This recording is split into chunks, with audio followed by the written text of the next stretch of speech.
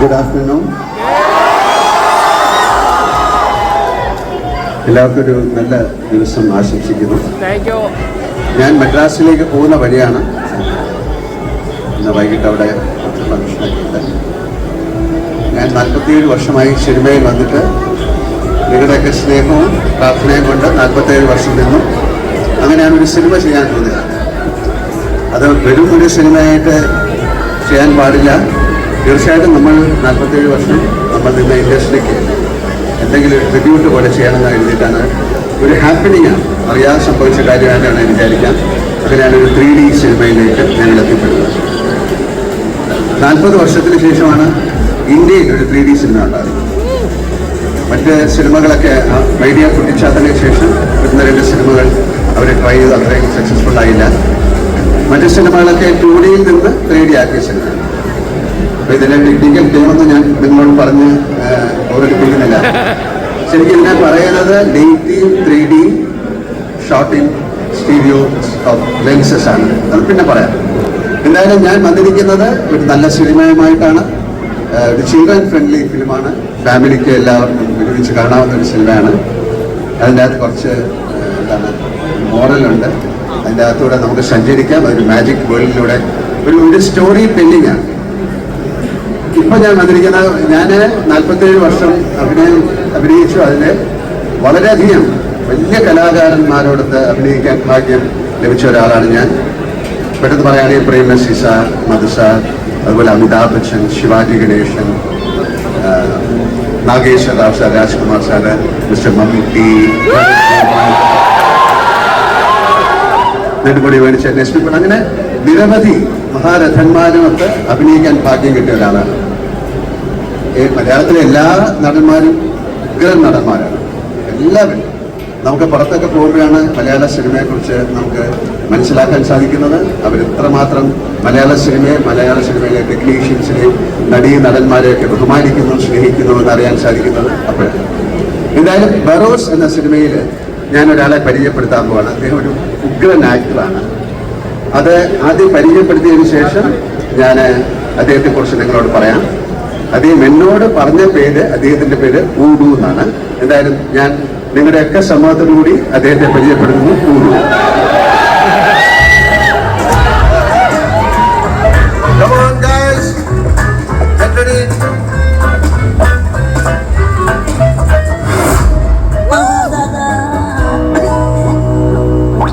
ചക്രവാളത്തിനും അപ്പുറം, അറബിക്കടലിനും അക്കരെ, ആഫ്രിക്കൻ വനാന്തരങ്ങളിൽ അന്നും ഇന്നും എന്നും നിലനിൽക്കുന്നു ഉർദു മന്ത്ര പാരമ്പര്യത്തിന്റെ മഹാനമസ്കാരം. ഇയാളെ അത്ര പരിചയമില്ലെന്ന് തോന്നുന്നു. ഇയാളാണ് ഊഡു. നമസ്കാരം. ഒറ്റ തലേ ഉള്ളുവെങ്കിലും രാവണനാണ്, തനി രാവണന്. നമ്മുടെ ബാറോസ് സിനിമയിലെ മെയിൻ നടനാണ് ഊഡു. താൻ കാര്യം പറയണല്ലോ. ഡിസംബർ 25-ന് ബാറോസ് റിലീസാണ്. അതും 3D.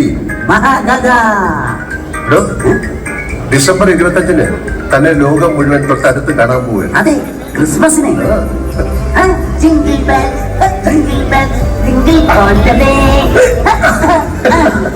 Merry Christmas.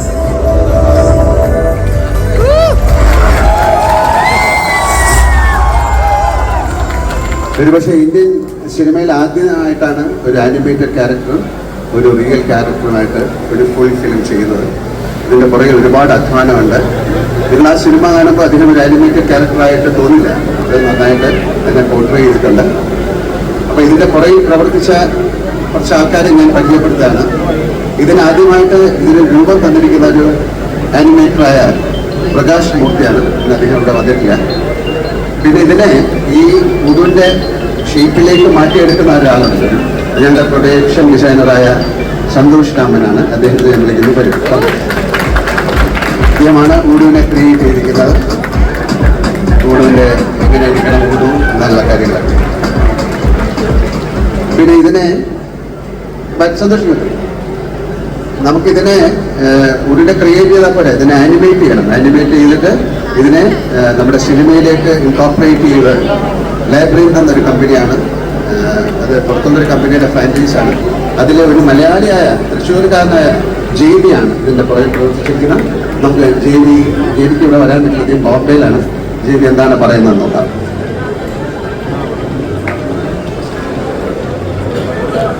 Sound 3D part supervise ചെയ്യാനുള്ള ഓപ്പർച്യൂണിറ്റി ലാവസറി ദൂരമാണ്.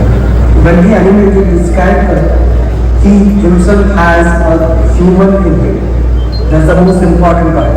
We started talking about everything, how to react, every wrinkles and curves of his face, of body, the turns and twist of the body. ദൂതന്റെ ക്യാരക്ടറിനെ ടൈമാക്കാൻ വേണ്ടിയിട്ട് more than 150 artists every day. This was a challenge that Lal sir took. I would love to thank Lal sir, Rajiv sir and Anthony sir who will give us this opportunity to us elaborate. Thank you. JB പറഞ്ഞത് ഇത് വളരെയധികം കഷ്ടപ്പെട്ടിട്ടാണ് ചെയ്തത്. കാര്യം ഒരു ആക്ടറിൻ്റെ കൂടെയാണ് ഇയാളെ നടത്തുന്നത്. ഇതിൻ്റെ എക്സ്പ്രഷൻസ് കാര്യങ്ങളൊക്കെ വളരെ കറക്റ്റായിട്ട് ചെയ്യണം. അപ്പം ഞങ്ങൾ ആലോചിച്ചപ്പോൾ ആദ്യം നമ്മൾ ഒരാളെ കൊണ്ട് ഇതിൻ്റെ എക്സ്പ്രഷൻസ് മുഴുവൻ ഉണ്ടാക്കി വെച്ചു. കൂടുതൽ എങ്ങനെയാണ് ബിഹേവ് ചെയ്യുന്നത്, അദ്ദേഹത്തിൻ്റെ ശരീരഭാഷ, അദ്ദേഹത്തിൻ്റെ ചലനങ്ങൾ. നിങ്ങൾ ആ സിനിമ കാണുമ്പോൾ അറിയാം, അദ്ദേഹം ഓടുന്നുണ്ട്, ചാടുന്നുണ്ട്, സമസോൾട്ട് ചെയ്യുന്നുണ്ട്, എൻ്റെ ബാഗിനുള്ളിൽ കയറിയിരിക്കുന്നുണ്ട്, ഷോൾഡറിൽ കയറിയിരിക്കുന്നുണ്ട്.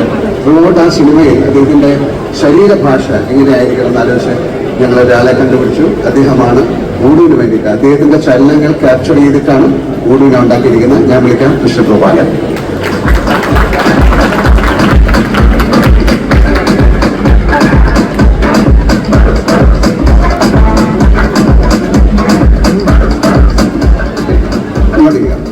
ഗോപാലനാണ് ഊടിൻ്റെ ചലനങ്ങളൊക്കെ ഉണ്ടാക്കിയിരിക്കുന്നത്.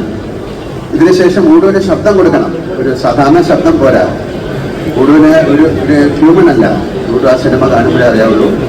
അദ്ദേഹം പറഞ്ഞിരിക്കുന്നത് ആഫ്രിക്കൻ വനാന്തരങ്ങളിൽ ഇന്ന് നിലനിൽക്കുന്ന ഊടു മാന്ത്രിക ഒരു പാരമ്പര്യത്തിൻ്റെ ഒരാളാണ്. അപ്പോൾ അദ്ദേഹത്തിന് ഒരു സാധാരണ ശബ്ദം വരെ നാം മനസ്സിലാകണം.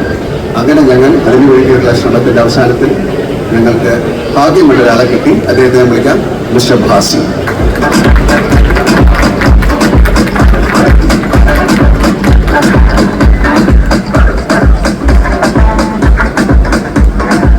ഭാസിയാണ് ശബ്ദം കൊടുത്തിരിക്കുന്നത്. അത്ര ആൾക്കാരേ ഉള്ളൂ. അപ്പം ഇത്രയും ആൾക്കാരാണ് ഈ സിനിമയിലെ ഈ പുതിയ കഥാപാത്രത്തിന് ജീവൻ കൊടുത്തിരിക്കുന്നത്.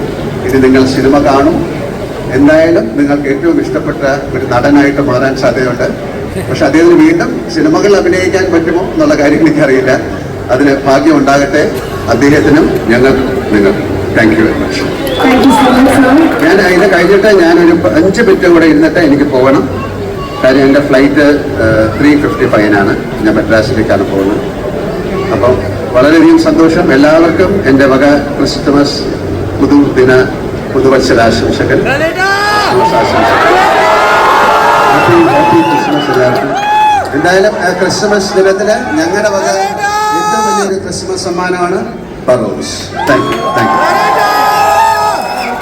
So much sir. സർ തീർച്ചയായിട്ടും കുറച്ച് ധൃതിയിലാണ് പോകണമെന്ന് പറഞ്ഞു. പക്ഷെങ്കിൽ അദ്ദേഹം നമ്മളുടെ കൂടെ ഇരുന്ന് കുറച്ച് ഒരു വീഡിയോ കൂടി കാണുമെന്ന് പറഞ്ഞിട്ടുണ്ട്. So please yes sir. Thank you so much. ബറോസിന്റെ മറ്റു വീഡിയോസ് നമുക്കൊക്കെ നാളെ ഭയങ്കര അഭിമാനത്തോടു കൂടി തന്നെ പറയാം. ബറോസിന്റെ പാട്ട്, ട്രെയിലർ ഇതൊക്കെ നമ്മുടെ ലാലേട്ടന്റെ കൂടെയാണ് ഇരുന്ന് കണ്ടതെന്ന് ഒരു പ്രാവശ്യം കൂടി നിങ്ങളുടെ എല്ലാവരുടെയും ശ്രദ്ധ ഞാൻ സ്ക്രീനിലേക്ക് സ്വീകരിക്കുന്നു. Thank you.